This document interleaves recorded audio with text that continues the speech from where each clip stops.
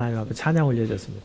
네, 오늘 11월에 이제 제가 설교를 지금 시작하겠지만은 테마가 감사예요. 근데 첫 주는 항상 개념을 설명을 드리다 보니까 좀 길어지기도 하고 조금은 좀 딱딱한. 그러니까 감사인데 감사면은 분위기가 좀 밝아요, 어두워요? 밝죠, 그죠? 근데 오늘 내용이 밝을 것 같은 이런 얘기 안 하죠, 그죠? 예, 조금. 어두운 데부터 시작해갖고 진짜 감사를 이제 여러분들에게 나눌 건데, 우리 찬양대가 이제 뭐 흠을 하나 찾으라 그러면 딱 한 분이 웃었어요. 그러니까 아침에 주의 인자하심, 이제 굉장히 기쁘고 즐거운 그런 고백의 찬양인데, 이제 곡이 굉장히 어려운 부분들이 많다 보니까 신경 쓰고 막 지휘자 눈에 보느냐고 얼굴에 다 경직되고 아침 예, 찬양을 그래서 우리가 점점 더 우리가 찬양이 성숙해지고 그럴수록 우리 삶이 성숙해질수록 마음도 기뻐지고 감사도 넘치고 그러한 모습들이 여러분의 삶에 우리 찬양대 얼굴뿐만 아니라 여러분의 삶에 그냥 풍성하게 묻어나지기를 주의 이름으로 축원합니다. 자, 이제 숨가쁘게 달려왔던 2023년도가 두 달도 안 남았죠, 그죠? 오늘 5일이니까. 자, 주님께서 참 여기까지 함께 달려오셨고 또 하나님과 함께 여기까지 온 여러분들에게 다시 한번 치하의 말씀을 드립니다. 그런데 이제 시간이 지나면서 뭔가 정리를 해야 되는 때가 되잖아요. 한 해를 마무리를 하고. 그럴 때 신앙이 깊은 분들은 이렇게 돌아보면 하나님, 내가 이것도 잘했고요, 이것도 잘했고요, 이렇게 얘기하는 것보다 어떤 경우가 더 많아요? 하나님, 이것도 참 감사하고요, 이것도 너무너무 고맙습니다. 이게 사실은 신앙이 깊은 차이예요. 그러니까 신앙이 깊어지지 않으면 자꾸 자기를 드러내요. 나 이것도 잘하고요, 이것도 잘했고요, 이것도 있고요, 그러는데 신앙이 좀 깊어지고 나면 하나님, 이것도 하나님이 하셨고요, 이것도 감사하고요, 이것도 하나님 영광 받으세요, 이렇게 된다고요. 자, 오늘 그래서 우리가 11월을 맞이할 때 11월의 가장 중요한 행사는 세 번째 주인 추수감사주일이고요. 또 1년을 여러분이 돌아보면서 성탄절은 되게 바빠요. 어떻게 지나간지도 모르게 훅 지나가요. 그러니까 1년을 정리 마무리하려면 지금 마무리를 해야 되는데, 그래서 어떻게 보면 11월 달에는 풍성한 감사가 있는 그런 달이기도 합니다. 그래서 11월 한 달 테마를 감사라는 말씀으로 여러분과 나눌 건데요. 한번 이런 걸 생각해 봤어요. 우리나라가 점점 잘 살게 됐죠. 그렇죠? 풍족해졌는데 여러분 주변에 있는 사람들은 어떠세요? 감사하는 말이 더 많이 나오는 것 같아요? 불평과 불만이 더 많이 나오는 것 같아요? 자, 다 좀 다르죠? 여러분들이 상대하고 있는 사람들에 따라서 다르지만, 저만 그런지 모르겠지만 제 주변에는 그 감사나 기쁨을 표현해는 되는데 내가 누리지 못하고 내가 받지 못한 것에 대한 불평과 원망이 나오는 분들이 상당히 많은 걸 봅니다. 원래는 어때야 돼요? 와, 옛날보다는 먹는 것도 풍족하고 이제는 뭐 못 먹어서가 아니라 살 빼는 게 문제죠. 예. 돈이 없어서가 문제가 아니라 이거를 잘 쓰는 게 문제인데, 이전하고는 비교할 수 없을 만큼 풍족한 시대를 맞고 있는데도 불구하고 우리는 여전히 감사보다는 원망에 치우치고 있다라는 것들을 볼 수가 있는데, 특히 그런 부분에 있어서는 성도도 그렇더라. 그런 문제가 있죠, 그죠? 자, 그래서 오늘 우리가 11월을 감사라는 테마를 준비하면서 우리는 언제 감사를 드리게 될까? 또 감사들 중에서는 제가 이따가 표현할 때 산자의 감사가 있는가 하면 죽은 자의 감사도 있어요. 정말 감사가 입에서만 붙어 있는 감사로 그냥 그 시간에 흩어져 없어지는 감사가 있는가 하면 하나님께 쫙 올라가서 영원토록 하나님 앞에 영광을 올려드리는 빛나는 감사도 있다는 거죠. 어떤 경우에 우리는 이런 감사를 드리게 될까? 오늘 본문을 통해 살펴볼 겁니다. 오늘 본문은 히스기야 왕이 여러분이 아시는 것처럼 죽을 병에 걸렸었어요. 진짜 죽는 거였어요. 그런데 하나님의 은혜로 병이 낫고 15년이라는 시간을 더 살게 됩니다. 그러면서 이제 그럼 감사해요, 안 감사해요? 감사죠, 그죠?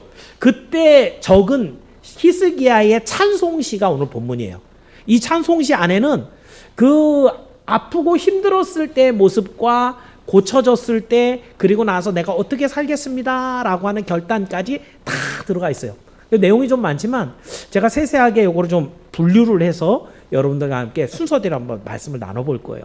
그러면서 나의 감사는 어떨 때 어떤 상황에서 진짜 하나님이 원하시는 온전한 감사, 살아있는 감사, 산자의 감사가 되는가, 오늘 본문을 통해 확인하시고 여러분이 드리는 날마다의 감사가 하나님의 기쁨이 되고 영원토록 하나님의 영광이 되기를 주의 이름으로 축원합니다.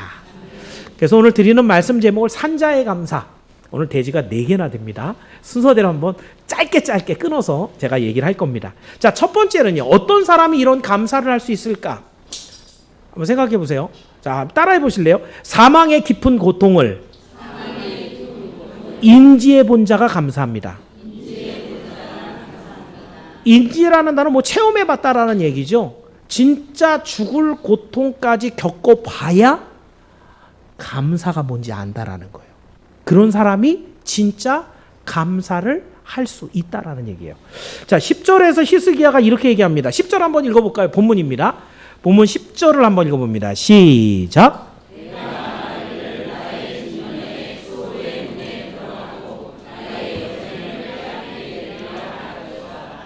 우리가 일반적으로 중년 그러면 몇 살 얘기해요?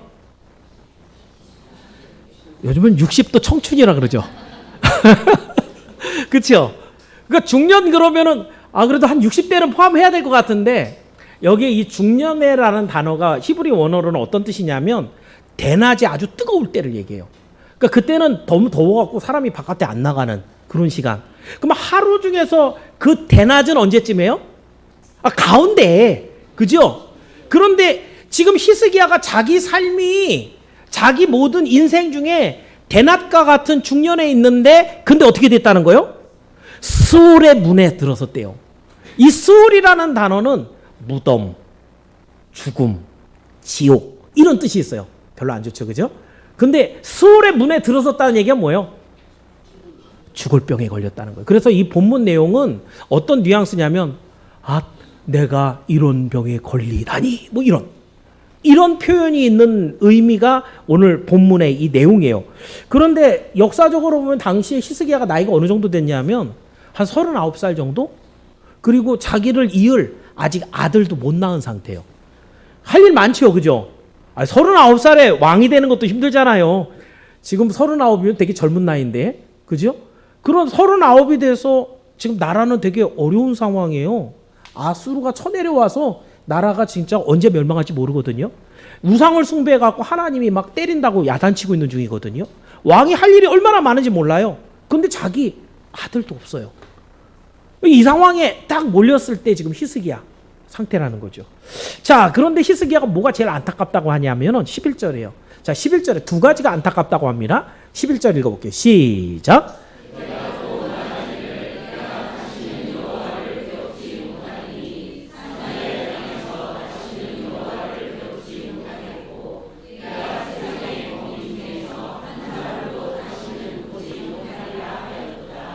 쉽게 얘기하면 두 가지인데, 앞에 부분은 하나님을 더 못 만난다 이거죠. 두 번째는 사람도 못 만난다 이런 거죠. 이거 굉장히 포괄적인 의미라는 거 여러분 아셔야 됩니다. 사람을 만난다라는 얘기는 세상의 여러 가지 일들, 지금 복잡하잖아요. 나라가 지금 위태롭다고요. 대도 이어야 된다고요. 사랑하는 여인도 있을 것이고요. 그런 세상에 살아가는 여러 가지 일들이 있는데, 앞으로 내가 딱 스올의 문에 들어간 다음부터는 어떻게 돼요? 그냥 내려놔야죠. 뭐 내가 갖고 있던 돈 내 거 아니잖아요. 내 왕좌 아무것도 아닌 거지요. 죽으면 끝난다는 거야. 아무것도 없다라는 거죠. 내가 산자의 땅에 더 이상 사람들 아무도 만나지 못하고 아무것도 못하는 그런 신세가 된다. 그런데 사실은 두 가지 중에 뭐가 더 중요하다는 거예요? 앞에 거하고 뒤에 거 중에 어떤 게 더 중요해요? 앞에 게 더 중요한 거예요. 그러니까 그거 먼저 얘기하는 거예요. 내가 지금 스올의 문에 들어섰는데 사람들 못 만나는 것도 참 애석하고 할 일 못하고 가는 것도 안타까운데, 앞에 거 뭐예요? 하나님을 더 이상은 배울 수가 없다. 여러분, 이게 뭐 그냥 단편적으로 생각하면 무슨 얘기냐면 하나님께 예배를 드릴 수 없다. 그죠? 하나님 앞에 나갈 수가 없고 만날 수가 없다. 근데 이게 더 중요한 얘기가 있어요. 하나님은 언제만 만날 수 있어요? 살아있을 때만 만날 수 있어요. 한번 생각해 보실래요? 지옥에 가면 거기서 지옥에서 하나님이 만나줘요? 안 만나줘요? 안 만나줘요. 그걸 뭐라 그래요? 둘째, 사망이라고 그래요. 죽은 자는 하나님을 못 만납니다. 여러분 예수 언제 믿을래요? 내일이요. 오늘 우리가 복음을 전하다 보면 예수 도대체 언제 믿고 예배 언제 드릴 거예요? 내년에요. 왜 대답하는 분이 많아요? 예수는 언제 믿을 수 있어요? 살아있을 때. 내일 여러분께 아닙니다. 내년이 여러분께 아니에요. 사실은 살아있는 건 오늘 현재 지금 내가 코끝에 호흡이 있는 이 순간만이 살아있는 시간이에요. 그럼 우리는 언제 하나님을 만나야 되는 거예요? 살아있을 때. 지금 호흡이 있을 때. 지금 히스기야는요, 자기의 생명이 끊어진 것과 함께 하나님을 더 이상 섬길 수도, 그리고 하나님 앞에 예배 드릴 수도, 그 믿음을 고백할 수도 없다. 더 이상 하나님의 인자하심을 내가 이 살아있는 동안이 아니면 받을 수 없다. 이건 여러분에게 적용이 된다면 여러분이 지금 살아있는 동안에, 숨쉬고 있는 동안에 예수 안 만나면 절대 천국 못 갑니다. 시간이 많이 남아있는 것 같은데 그 산 시간, 그건 하나님의 것이거든요. 어제도 제가 우리 새소식반 친구들하고 얘기를 하면서 생명의 주인은 예수님이다라는 얘기를 했어요. 오늘 내가 살아있는 것이 이 생명이 내 것 같고 내 마음대로 할 수 있을 것 같은데, 그럼 여러분 생명이 여러분 거면 여러분 죽지 않을 수 있어야 돼요. 죽고 싶어서 죽는 사람은 없죠. 왜요? 그게 내 게 아니라서 그래요. 하나님이 정해놨어요. 그거까지만 딱 살고 가도록 하나님이 정해놨단 말이에요.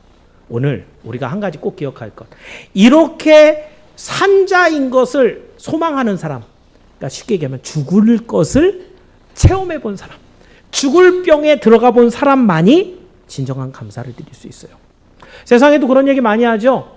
건강은 언제 중요한 걸 알아요? 건강을 잃어버렸을 때.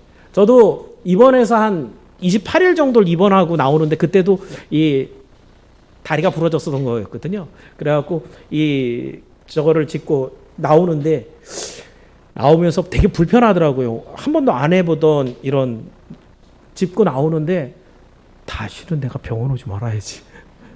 다시는 입원하지 말아야지. 힘들어. 야, 이제 건강하게 잘 살아야지. 지금 그게 벌써 한 20년 가까이 된 얘기인데 지금은 어떨까요? 다 잊어버렸죠. 지금도 막 살고 있는데요. 건강을 잃어버린 사람만이 건강이 얼마나 소중한 것을 아는데, 내가 살아있는지 죽어있는지를 확인한 사람만이 진정한 하나님 앞에 감사를 드릴 수 있다는 것이에요. 그래서 오늘도 여러분 꼭 기억할 것, 우리가 하는 여러 가지 감사가 있어요. 하나님 오늘도 공부 잘하게 해주셔서 감사해요. 오늘도 시험 점수 잘 나와서 또 돈을 많이 벌어서 건강해서 여러 가지 감사가 있는데, 이 감사가 순간적으로 휙 날아가 없어져 버려요. 왜요? 또 다른 어마어마한 문제를 탁 만났을 때 감사는 하나도 안 남고요, 원망과 불평이 남아요. 그럼 그건 완전한 감사가, 진정한 감사가 아니었다는 거죠. 진정한 감사가 있다는 말이에요. 그 진정한 감사는 뭐에서만 나와요?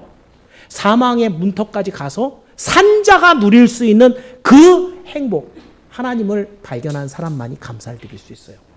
오늘 여러분도 늘 그런 죽을 고비를 넘기라는 얘기를 하는 건 아니에요. 내가 살아있는 것, 이것이 얼마나 감사한 일인지를 다시 한번 기억하면서 진정한 생명의 주인이신 하나님 앞에 감사를 진정으로 드리는 여러분이 모두 되기를 주의 이름으로 축원합니다. 자, 이 첫 번째, 정말 죽음의 고통을 경험한 사람이 감사할 수 있는데, 두 번째, 그러면 여러분 이런 죽음의 고통을 통과하는 사람이 다 감사하나요? 이건 완전 아니죠. 아픈데 내가 말이야 이렇게 아프기까지는 내가 정말 힘들고 어려운 일들을 너무 많이 당해서 그래, 저 사람 때문에 그래, 저 사람이 나한테 스트레스를 줘서 그래. 원망하는 사람 더 많죠. 내가 차라리 이렇게 수고 안 하고 그냥 편안하게 살 걸 괜히 일하다가 이렇게 아파갖고, 이런 사람도 있고요.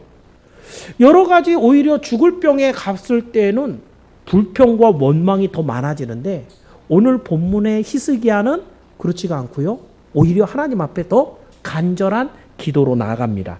왜냐하면 이 모든 사망과 좌절을 바꿔주실 유일한 분이 하나님밖에 없다는 것을 알았기 때문이에요. 자, 진정한 감사에 대한 얘기를 합니다.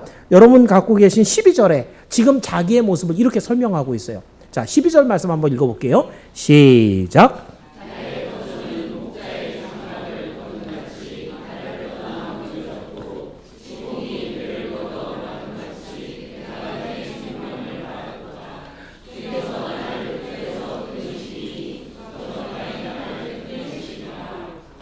여기에 지금 히스기야가 자기를 두 가지로 표현을 했는데, 하나는 목자가 장막을 걷고 가는, 목자가 늘 풀을 따라 다니니까 텐트를 치기가 쉬워야 되겠어요, 어려야 되겠어요? 걷을 때도 쉬워야죠, 그죠? 빨리 움직여야 되니까. 그러니까 내 생명이 지금 어떻다는 거예요? 빨리 걷어갖고 가는 텐트 같이 씩 걷어갖고 내 생명을 지금 걷어가지고 있는 거예요. 배틀을 짜는 직공이 있습니다. 실 갖고서 막 배틀을 짜요. 다 짰어요. 어떻게 해요? 이걸 다 걷어서 말아요. 그래 팔아야죠. 다 하면 그냥 손쉽게 다 짰다고 걷어갖고 말아서 갖고 가는 것처럼 내 생명이 지금 말려서 가는 거예요. 그런 죽을 상황에 갔는데 이 둘 다 수동태입니다. 내 의사하고는 관계없는 거예요.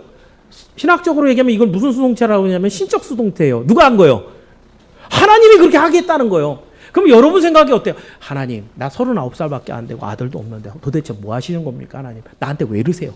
이렇게 나와야 되는데, 사실은 히스기야의 기도는 그런 하나님의 원망은 조금 더 담고 있지 않아요. 하나님의 절대 주권을 인정하면서 하나님의 이 주권 아래 나에게 주신 이 생명도 하나님의 것입니다 라고 하는 고백이 다음 절인 13절에 나와요. 자, 13절 말씀 한번 읽어볼게요. 시작.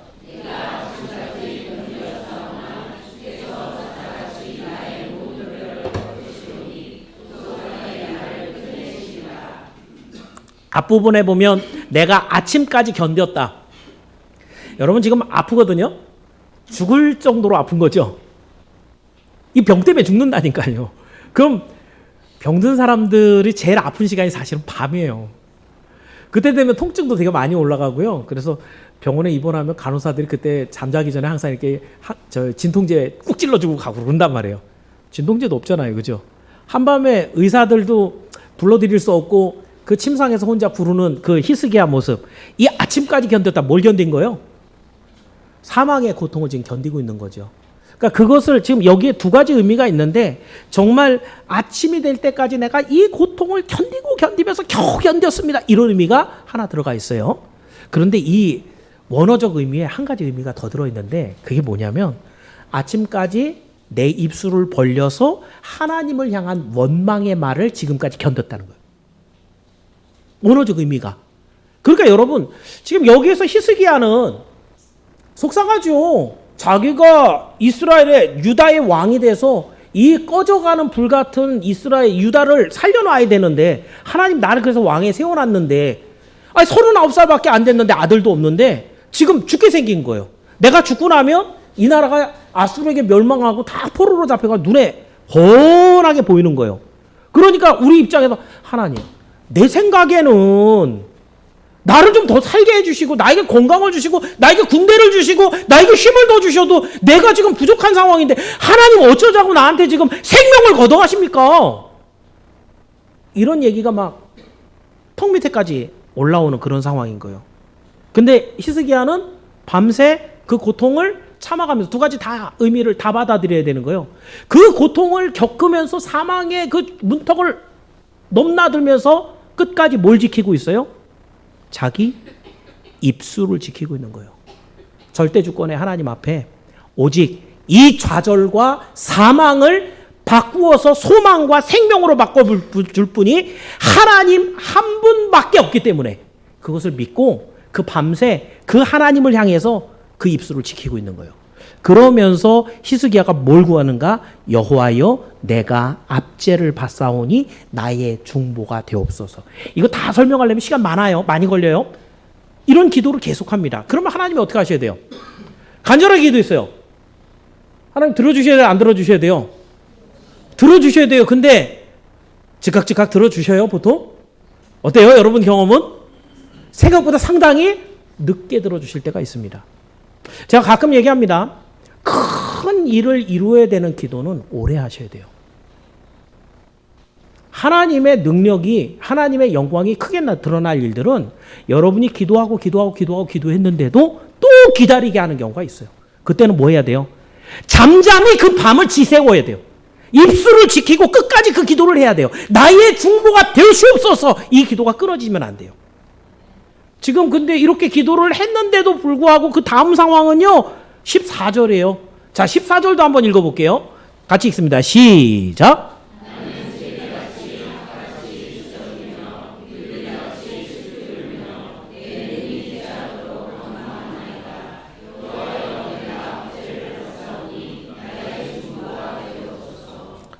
자, 이렇게, 여기 14절을 제가 잘못 써놨는데요. 예, 15절 말씀인데, 이렇게 하나님 앞에 계속해서 기도했는데, 새들처럼 눈물을 흘리며 이렇게 기도를 했는데, 근데 하나님께서 안 들어주세요. 15절도 읽어볼게요. 15절 말씀, 없나요? 안 올라갔죠? 예, 제가 이거 오타를 내나가고. 자, 여러분 성경 15절을 읽어봅니다. 시작.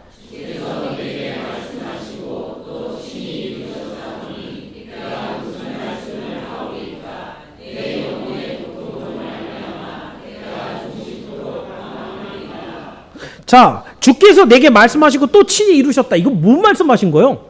그냥 우리는 무슨 말씀 해주셨으면 바랬냐면, 그래, 내가 네 기도를 듣고 네 병을 고쳐주마. 이거를 근데 성경 읽어갖고 이게 무슨 말씀인지 모르잖아요.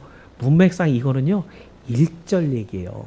자, 38장 1절에 2절인가요? 1절 말씀에 이사야가 와서 히스기야한테 해주는 말이 있습니다. 자, 38장 1절을 한번 읽어볼게요. 시작.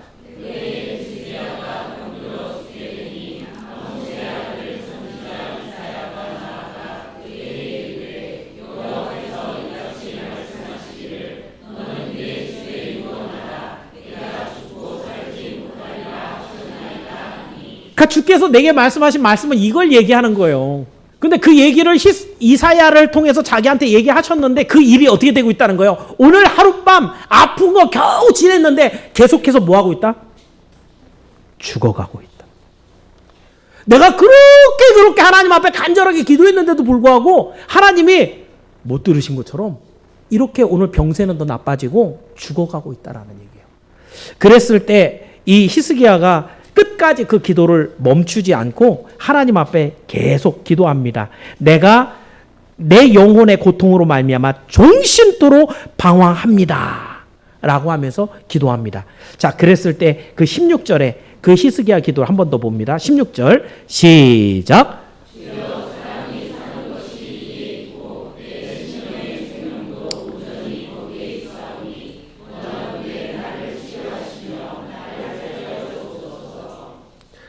지금 감사에 대한 이야기를 보고 있습니다.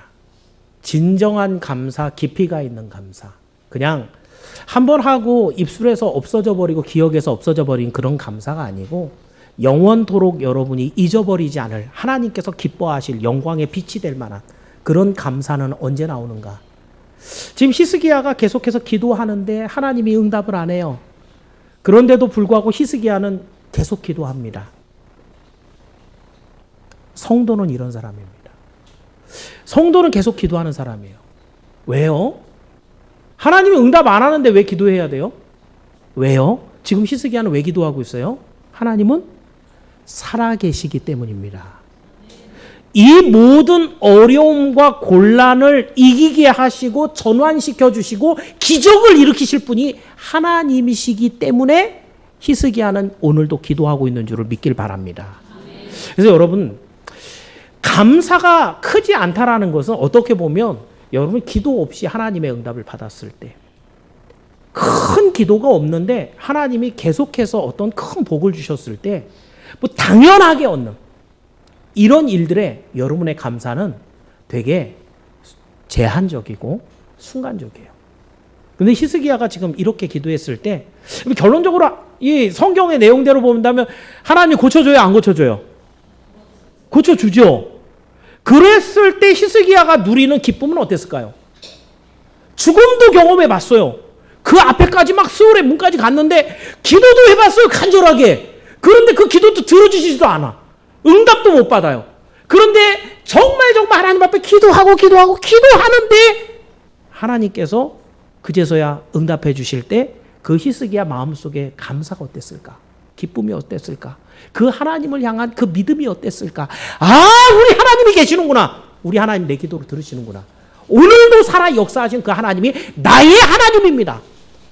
이 고백이 히스기야에게 있게 되는 것이죠. 여러분, 그래서 신앙의 사람들은 반드시 고통의 굴곡을 넘어갑니다. 그 고통의 굴곡을 넘어갈 때 반드시 기도합니다. 그 하나님이 역사하셔서 그 모든 구원을 허락하실 때까지.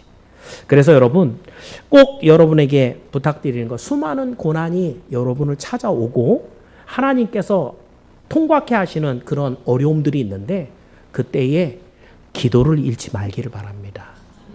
여러분의 기도는 하나님이 살아계신 것을 증명하고, 여러분의 기도는 하나님께서 우리를 구원하시기를 기뻐하신다는 걸 발견하게 하는 놀라운 증거인 것을 믿기를 축원합니다. 자, 두 번째는 그래서 이렇게 간절한 기도를 드린 사람이 정말 하나님 앞에 진정한 감사를 드릴 수 있다. 세 번째는요, 이 고통에서 평안을 얻은 자가 감사합니다. 쉽게 얘기하면 이 모든 것에 하나님의 은혜를 누려본 사람이 감사할 수 있다는 얘기죠.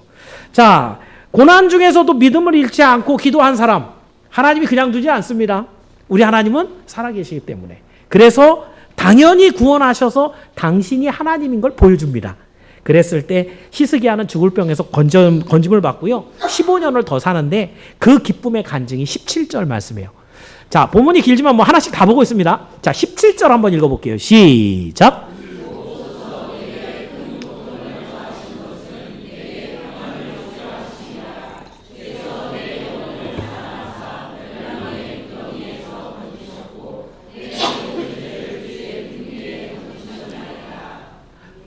여러분, 지금 이 상황은 그러니까 어떻게 한 거예요? 하나님께서 내게 평안을 주셨고 영혼을 사랑해서 건져주셨고 내 죄를 등 뒤로 던지셨다. 그러니까 여러분, 여기 있는 내용은 병 고쳐줬다는 얘기예요. 그런데 더 깊이 있게 생각해 볼 필요가 있습니다. 여러분이 신앙생활을 하면서 하나님께서 응답해 주실 때 그때 정말 요만한 걸 갖고 이만큼 감사할 수 있으면 얼마나 좋을까요? 요만한 걸 갖고도 하나님 앞에 감사합니다, 영광을 올려드릴 수 있다면 이 사람은 정말 이 땅을 살아가는 동안에 하나님의 큰 기쁨, 하나님의 영광이 되는 사람이 될 거예요. 지금 히스기야가 아픈 동안에는 못 봤어요. 히스기야가 내게 이렇게 큰 고통을 주신 이유는 뭐라 그래요? 지금 17절에서 나에게 뭘 주시려고? 평안, 원어는 샬롬이에요. 여러분이 아시는 대로 샬롬은 어떤 거냐면 몽땅 다 좋은 것. 병 들었으면 병 낫는 것, 배고프면 배부른 것, 돈 없으면 돈이 많아지는 것. 하나님과의 관계에 있어도 하나님 앞에 더욱더 신실한 관계가 만들어지는 것. 이게 샬롬이에요. 그럼 여러분 한번 생각해 보세요. 아니, 그럴 것 같으면 병 걸렸으니까 병이 낫는 게 샬롬이죠. 그죠? 근데 그게 목적이었을까? 한번 생각해 보세요. 그럴 것 같았으면은 병을 안 주시면 되지. 아니, 샬롬이 병 아픈 사람이 병 낫는 것이 목적이라고 한다면 그 샬롬을 내가 얻었습니다. 아예 병을 안 주셨으면 낫지요. 그렇잖아요. 근데 지금 아픈 동안에는 안 보였다니까요. 왜 하나님이 나에게 이런 아픔을 주시고 고통을 주시는지, 사망의 문턱까지 갔다 오게 하시는지. 그런데 하나님께서 이것을 고쳐주시면서 샬롬을 주시는 거예요. 샬롬은 가장 궁극적인 의미는 하나님과의 온전한 관계 회복을 샬롬이라고 합니다. 그러니까 하나님 안에 있는 사람은 넉넉함, 하나님 안에 있는 사람은 기쁨과 행복함, 여유로움, 아프지도 않고 배고프지도 않고 천국에선 그래서 슬픈 것이 없는, 죽음이 없는 그 땅에 샬롬으로 우리를 인도하세요. 그게 목적이에요? 샬롬의 목적이 뭐예요? 하나님과 온전한 관계가 유지되는 게 샬롬이에요. 그렇다고 한다면 지금 하나님께서 히스기야를 통해서 할 일이 있어요. 여러분, 지금 이 일이 먼저 일어났습니다. 15년 이내에 죽었으면 히스기야가 죽었으면 이스라엘 이 남유다는요 아수르에 멸망당했어요. 근데 그 다음에 여러분 아시죠? 이 15년 일 가운데 무슨 일이 있어요? 아수르가 쳐들어왔어요. 쑥대밭이 됐습니다. 유대의 도시가 3개밖에 안 남아요. 근데 거기서 랍사게가 편지를 보내요. 야, 니네 하나님 웃기지 말라 그래. 어느 신이 우리 손에서 나라를 건져냈니? 니네 빨리 성문 열고 항복해. 하나님을 조롱하고 있을 때 히스기야가 기도했죠. 하나님 보시옵소서, 우리가 이렇게 모욕을 당합니다. 당신의 거룩한 이름이 이렇게 모독을 당합니다. 당신이 살아계신 하나님인데 당신 역사하여 주옵소서. 이 기도 왜 나왔냐고요? 어디서부터 나왔냐고요? 이 큰 믿음이 이 사람에게서 어떻게 나왔냐 이거예요. 경험해 본 거예요. 자기 사망의 문턱을 넘어가던 그 순간에 하나님께서 샬롬, 그 샬롬은 내가 아픈 거 낫게 하는 정도의 샬롬이 아니라는 거예요. 하나님과의 관계가 완전히 회복돼서 우리가 믿는 그 하나님이 이 세상을 다스리는 하나님이다. 그 밤에 무슨 일이 있어요? 하나님께서 천사를 보내서 그 아수르 그 군사들 싹 죽여버립니다. 세상 전쟁 역사에도 이건 기록이 돼 있어요. 아수르가 왜 물러났는지 뭐 사람들은 이때 전염병이 돌았지 않나 싶다 뭐 이렇게 기록이 돼 있지만 역사적 사실로 그 군대가 멸절당했습니다. 왜요? 하나님이 하나님이신 걸 드러내는 하나님의 영광이 드러나는 장면이에요. 거기에 아무나 왕이 되어서 쓰임 받을 것 같습니까?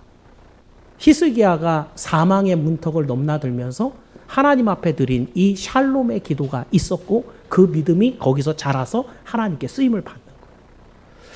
그렇다고 한다면 여러분, 여기에서 우리가 하나님 앞에 만나는 여러 가지 어려움들, 안 만나면 좋은데 하나님은 반드시 그런 어려움들을 통과해서 그래서 우리로 하여금 믿음을 갖게 하고요. 그 하나님과의 샬롬을 얻게 하는데 여러분의 모든 어려움들은 안 만나길 원하지만 여러분의 삶을 더욱더 하나님 앞에 가까이 나가게는 샬롬이 되기를 주의 이름으로 축원합니다. 그래서 여러분, 제가 좀 답답한 분들이 그래요. 어디 아프면 아픈 것만 자꾸 기도해달라. 돈이 없으면 없는 것만. 애가 자꾸 말썽 부리면 그것만. 우리 애는 왜 이런지. 하나님은 그 뒤까지 다 계획하시고 생각하시고 바라보시고 이걸 주시는데 우리가 너무 단편적으로 보신다는 거예요. 신앙이 성장한다는 것은 하나님의 뜻을 발견하는 거예요. 하나님의 하실 일들을 보는 거예요. 그랬을 때 우리의 기도는 어떻게 돼요? 그 뒤까지 보고 기도하는 거예요. 하나님, 나에게 이런 어려움을 주신 것은 하나님의 샬롬을 나에게 주시기 위한 걸 내가 믿고 오늘도 기도합니다. 하나님, 내가 이 어려움이 얼마나 지속될지는 모르겠지만 끝까지 기도하며 하나님의 뜻을 발견하고 하나님의 영광을 드러내고야 말겠습니다. 나를 버리지 마시고 끝까지 지키시고 인도하여 주옵소서. 이게 진짜 성숙한 성도의 기도의 내용이라는 것이죠. 자, 이렇게 하나님 앞에 기도했을 때 또 히스기야가 깨닫게 되는 것이 한 가지가 있는데 18절입니다. 오늘 제목하고 연결되는데 18절 말씀도 한번 읽어볼게요. 3가지가 나오는데 다 똑같은 얘기를 합니다. 같이 읽습니다. 시작.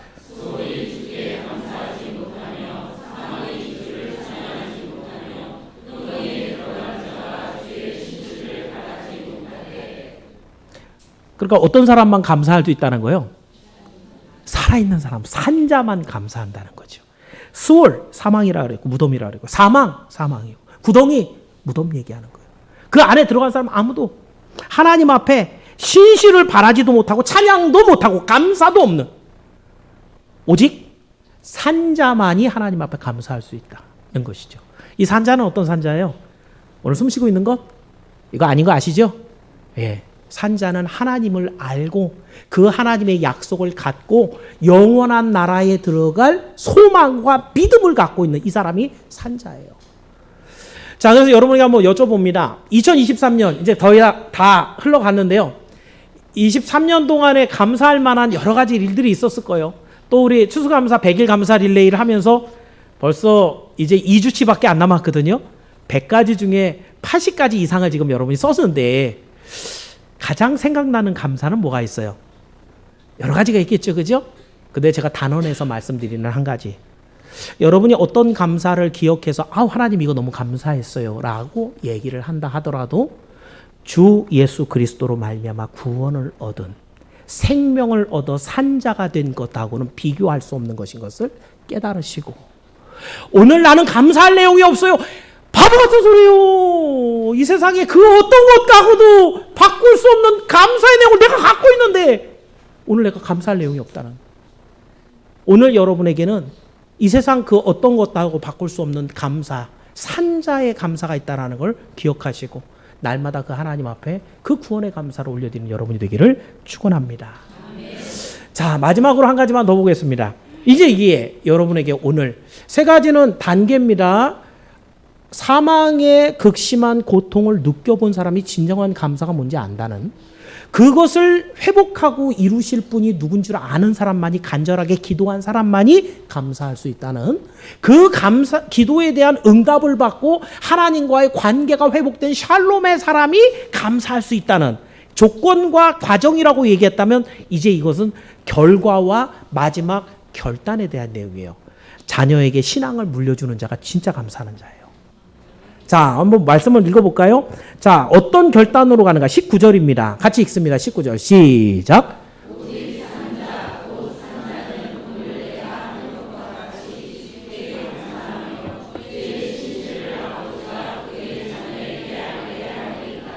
여기도 두 가지예요. 앞부분은 뭐냐면 내가 이제는 산자로 살겠습니다 라는 거죠.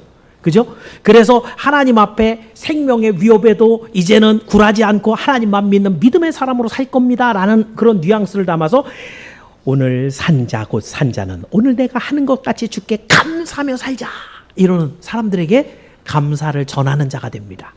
두 번째는 그 다음에 보니까 히스기야가 주의 신실이라는 게 믿을만하다는 얘기예요. 하나님은 약속하시고 이루신다는 말이 신실하다는 얘기예요. 근데 그 주의 신실하심을 아버지가 자녀에게 알게 하리이다. 그러니까 자기가 어떻게 하겠다는 거예요?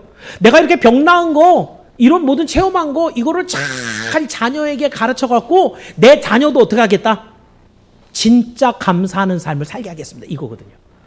근데 여기에서 여러분이 아이러니한 사건이 있었죠.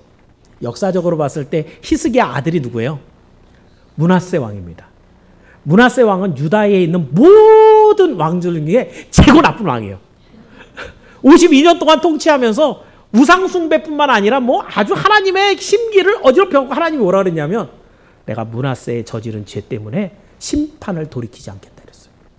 결국 남유다가 그래서 망했어요. 그럼 이건 뭐야?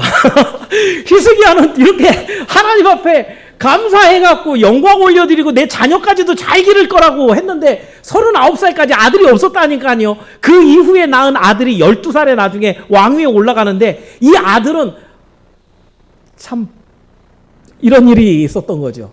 그런데 여러분이 이제 성경을 읽어보면, 성경을 많이 읽어본 분들은 제 설교가 빨리빨리 이해가 되는 게, 열왕기 하하고 역대 하하고 달라요. 므낫세에 대한 얘기가. 열왕기 하에서는 이 므낫세 왕은 나쁜 놈, 끝나요. 이 사람 때문에 망했어, 이걸 끝나요. 근데 역대기서 기자는 좀 다르게 접근해요. 이 사람이 나중에 포로로 잡혀간 데서 돌아와요. 돌아와서는 어떻게 해요? 하나님, 내가 정말 잘못했습니다. 내가 이제는 하나님만 모시고 내가 신앙생활 할 거예요. 그래서 성전 안에서 모든 우상 다 쓸어버리고요, 깨끗하게 하고 하나님만 섬기면서 살아가요. 둘 다 맞는 거예요. 예, 역대기 열왕기 하는 화가 났던 거죠. 이스라엘 나라 유다가 멸망한 것, 그 단초를 제공한 하나님께 정말 미움받았던 그 므낫세가 미워서 그렇게 그냥 끝내버린 거예요. 역대기서는. 이거는 사실은 포로로 잡혀갔다가 돌아온 이스라엘 백성들을 위한 거예요. 뭘 줘야 돼요? 소망과 기대를 줘야 돼요. 너희들이 비록 이렇게 죄를 짓고 했지만 너희 그 문제를 일으켰던 왕 므낫세도 하나님 앞에 돌이켜갖고 하나님께서 그거를 그래, 예배 드려 받아주셨다는 거죠. 모르겠습니다. 천국 가봐야 알겠지만 므낫세가 천국을 갔을지 안 갔을지 아무도 몰라요. 가봐야 알겠죠, 그죠? 근데 문제는 뭐예요? 므낫세가 어떻게 그렇게 우상을 숭배했던 사람이 나중에 포로에서 돌아왔을 때 싹 다 버리고 하나님만 섬겼을까? 뭐에서 찾을 수 있겠어요? 어렸을 때 아버지께 받은 신앙교육이죠. 12살에 왕 됐다고요. 그럼 몇 살까지 배웠겠어요? 10살 아래겠죠? 그죠? 그러니까 이 므낫세 왕은 어렸을 때 아버지한테 배운 걸 다 던져버리고 자기 친구들, 자기 그 친한 사람들한테 우상 숭배하는 게 재밌는데? 이게 더 낫겠는데? 이렇게 살았는데 나중에 돌아와 보니까 내가 참 바보였구나 하고 하나님 앞에 돌아온다는 거죠. 여기서 여러분에게 하고 싶은 말이 이겁니다. 자녀를 위하여 쏟아부었던 기도는 없어지지 않습니다. 자녀를 위하여 수고했던 신앙교육은 없어지지 않습니다. 언제든지 하나님께서 그것을 붙들어서 당신의 뜻 가운데 자녀들을 구원의 길로 인도할 줄을 믿기를 축원합니다. 그래서 여러분 진정한 감사는 내 대해서 끝나는 게 아니에요. 우리 가정이 가문이 그리고 우리 교회가 다음 세대를 거듭해서 하나님 앞에 진정한 예배, 진정한 신앙의 고백을 드릴 수 있는 이러한 모습으로 성장해 나가는 것까지가 바로 진정한 감사의 모습이다라는 것이에요. 그래서 여러분 오늘 여러분의 모든 삶에 여러분의 가정에도 우리 교회 안에도 이런 감사가 넘쳐나기를 주의 이름으로 축원합니다. 사랑하는 성도 여러분, 오늘은 질병에서 나은 히스기야의 기도를 통해서 우리는 진정한 감사를 어떤 경우에 드릴 수 있을까라는 것을 생각해 봤습니다. 지금 처음부터 첫 주인데 굉장히 복잡하게 시작했습니다. 우리는 그냥 단순하게 감사합니다. 미국 사람들 땡큐 너무 많이 하는 것처럼 그냥 입에 붙어서 그냥 감사합니다 하면 될 것 같은데 하나님께 드리는 감사는 진정한 감사여야 된다는 것이에요. 세상 속에서 그냥 입술에서 날아가서 없어져 버리는 그런 감사가 아니라 죽은 자의 감사가 아니라 산 자의 감사가 되기를 하나님은 원하신다는 거예요. 그런 감사는 어디서부터 오는가? 이건 예외가 없어요. 사망의 그 깊이 있는 것까지 인지를 해봐야 돼요.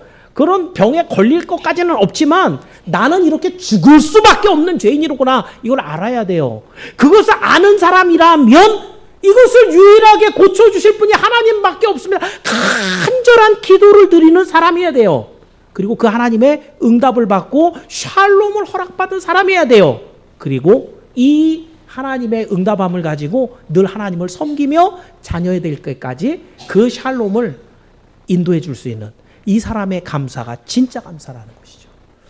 그래서 여러분 오늘 제가 산 자의 감사, 그래서 죽은 자의 감사도 있다는 말이죠. 어떤 게 죽은 자의 감사예요? 감사하는 내용도 별로 없으면서 입술에만 붙어있는, 오늘 감사했지만 내일 원망으로 바뀔 수 있는 이런 감사는 죽은 자의 감사라는 거예요. 여러분의 감사는 산 자의 감사가 되기를 축원합니다.